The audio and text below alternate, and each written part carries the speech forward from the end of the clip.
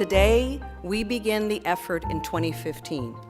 Ensuring America's future takes another step in this process and uses state data and the national context to focus on actions and policies that address this critical need to increase Latino higher educational attainment and to meet the country's civic and workforce needs.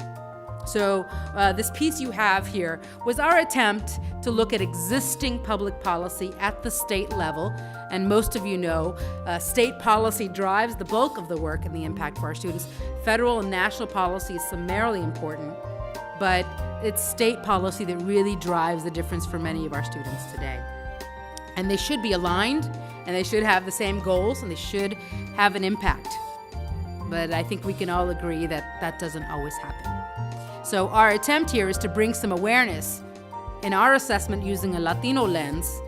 And again, that's not to negate any other student, but saying if we start with the Latino population and see how these policies can help hinder their progress, or whether we need to reconsider what it is that's going on, maybe by looking at this population and starting with them, it can allow us to address educational issues that seem intractable in different ways. We're facing, as a state, a serious workforce shortage crisis that's looming. We're predicted by 2025 to be 2.3 million baccalaureate degrees and associate degree and certificate holders short from what our economy needs to be successful. And there is no way California can close that gap without increasing the educational attainment of Latinos. In Colorado, it is almost directly inversely proportional where the funding goes to where the Latino and the African American students are, whether that is in community colleges or in four-year institutions. So what does college preparation look like for our students? What does college readiness look like for our students? They're not the same. There are data that can give us different components of that, right?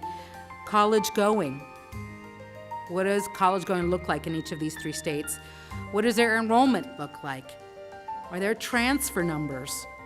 Their persistence in college? The capacity of institutions to serve them? What about their their attendance intensity, part-time, full-time? These are things that public policy might be able to address and should be addressing. Those that are returning adult students. What does institutional funding look like?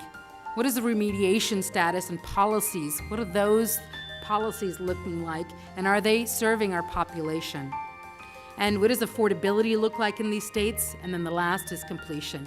And we showed you the equity gap, but all of these are critical components and factors in understanding what is state policy doing that is either helping, hindering our population, or that we need to reconsider with more of a Latino lens than has been looked at in the past. You can count on this conversation, this framework, and this strategy of benchmarking any innovation, whether it be federal policy, state policy, institutional policy, against its ability to accelerate Latino student success.